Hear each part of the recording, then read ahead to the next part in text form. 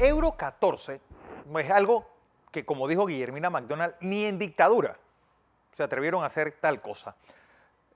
Tengo al abogado Luis Fuentes Montenegro, quien la semana pasada al diario digital La Verdad le había dicho: de comprobarse que fiscales confabulan para armar expedientes y validar pruebas falsas, deben castigarse y proceder a las destituciones. Doctor Fuentes Montenegro, como siempre, un placer tenerle aquí en Next Noticias. En efecto, Fernando, son actos, son conductas, son comportamientos preocupantes que constituyen una variedad de precedentes peligrosos porque se han venido constituyendo o se vienen constituyendo en el contexto jurídico dentro de la sociedad panameña. Estos precedentes son peligrosos cuando se llevan a cabo por estos altos funcionarios y sin lugar a dudas deben ser investigados y no solamente procesados, sino separados del cargo de manera ipso facto. ¿Y por qué? Porque estos precedentes en los cuales se concreta el atropello contra el principio de la presunción de inocencia, contra falsificaciones de prueba, simulaciones de delitos para privar de libertad a personas y procesarlas penalmente, algunas incluso exhibirlas mediáticamente mediante una especie de linchamiento social que buscaba la descalificación de estas personas y una condena ante algunos medios de comunicación. Toda esta situación, en efecto, pareciera el retorno de un comportamiento prusiano, de un comportamiento sin respeto de las reglas mínimas de convivencia dentro de una sociedad democrática o dentro de un Estado de Derecho. Entonces, el asunto se torna totalmente gravísimo cuando en la comisión de estos actos se mencionan a miembros del Ministerio Público, tales como fiscales, asistentes de fiscales, algunos comisionados de la Policía Nacional e integrantes del Consejo de Seguridad. Yo creo, de lo que he visto, que en estos comportamientos se concretan verbos rectores, es decir, acciones prototípicas de hechos punibles que son propios de los delitos contra la personalidad del Estado, de delincuencia organizada, de asociación ilícita para delinquir, de falsedad de documentos públicos, de privación ilícita de libertad, que no pueden quedarse de una forma impune. Tienen que investigarse, tienen que procesarse y las personas referidas tienen que ser separadas de forma ipso facto para que pueda llevarse a cabo una investigación con objetividad. ¿Por qué?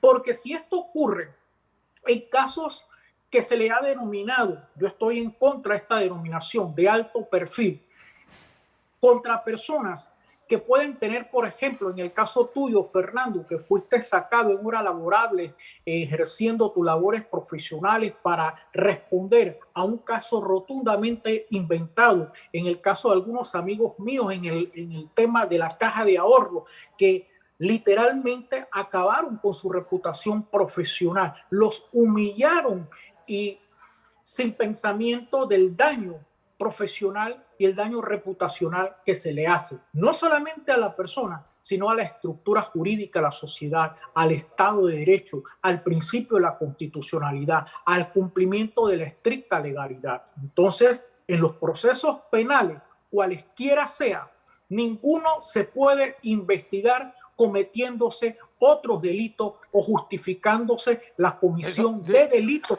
para encarcelar a personas. Es que eso es terrorismo de Estado. Y eso es lo que está demostrando esto, el terrorismo de Estado. Es decir, esto se hace, y eso en las dictaduras más tenebrosas de Sudamérica, era algo del día a día. Aquí se hizo de forma impune a la vista de todos, sin que colegio de abogados, sin que ellos, supuestos defensores de derechos humanos, dijeran una sola palabra.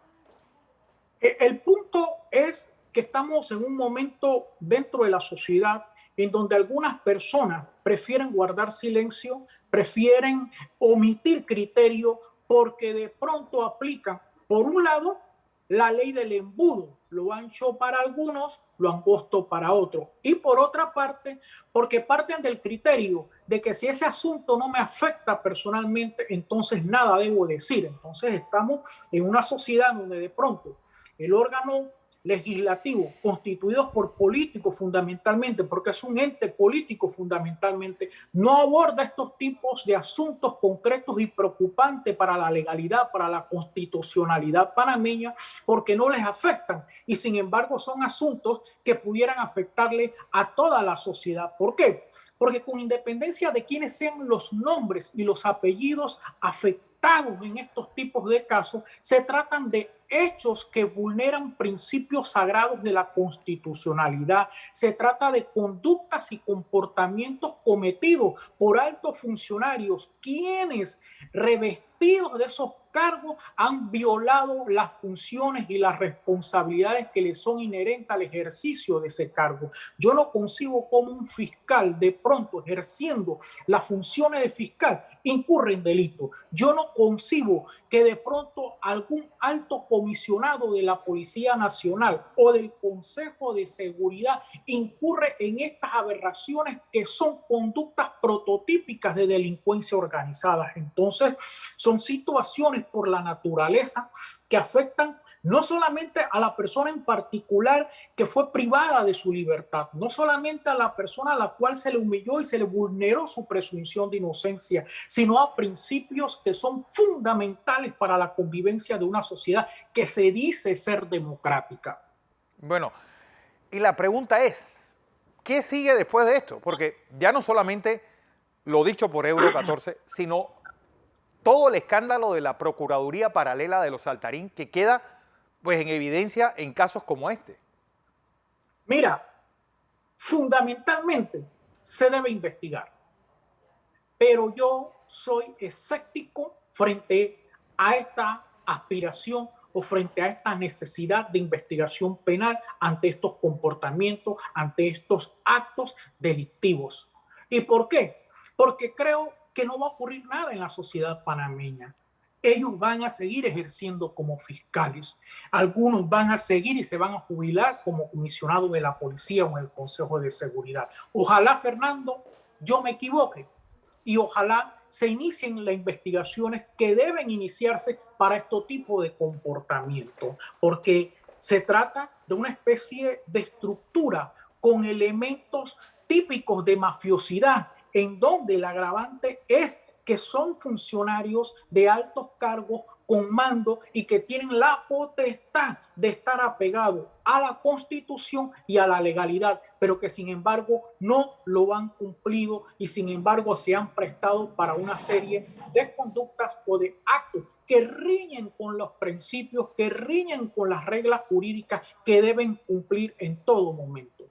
Bueno, vamos a ver en qué termina todo esto, doctor Luis Fuentes Montenegro, abogado, y que ha dicho pues, que castigo le toca a quienes armaron todas estas patrañas, utilizando al Estado para coaccionar, para prevaricar, para intimidar y sobre todo para armar expedientes con personas dirigidas. Exacto, Fernando, porque aquí, fíjate, aquí se falsificaron pruebas para armar expedientes, para iniciar procesos penales, para encarcelar personas, para detener personas de una forma típica de un reality show en donde algunas personas se daban cuenta de la situación jurídica por la cual estaban siendo atropelladas o las cuales estaban siendo conducidas al Ministerio Público por algunos medios de comunicaciones, por los reportajes, entre comillas, de algunos periodistas. Sí. Entonces, prácticamente se trataba de un linchamiento y de una especie de doble guerra.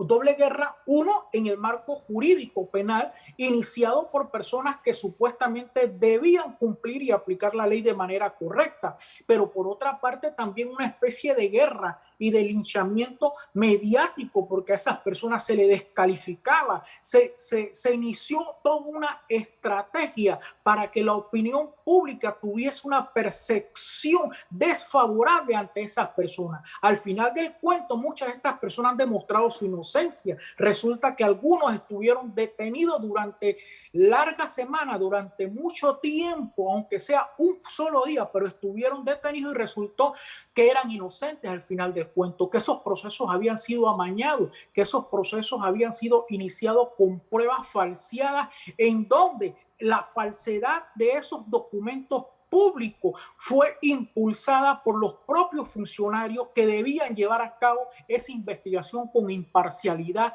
esa investigación única y exclusivamente apegado a la constitucionalidad y a la estricta legalidad en materia penal, pero no fue así. Aquí fue una serie de exabruptos tras exabruptos y a la fecha no ha ocurrido absolutamente nada. A mí me preocupa que se mencionen algunos fiscales. A mí me preocupa que se mencionen algunos asistentes fiscales, algunos funcionarios del Ministerio Público y sin embargo hasta la fecha no existe una resolución, no existe una declaratoria explicativa por parte de la Procuraduría General de la Nación. Esa situación es preocupante. A mí me llena de temor, de pánico, el simple hecho de escuchar que existen algunos comisionados de la Policía Nacional, quienes participaron en las detenciones, en los seguimientos, en la configuración de estas investigaciones y de estos expedientes y de estas pruebas, en la búsqueda y en la amenaza de testigos. Entonces, es una situación prácticamente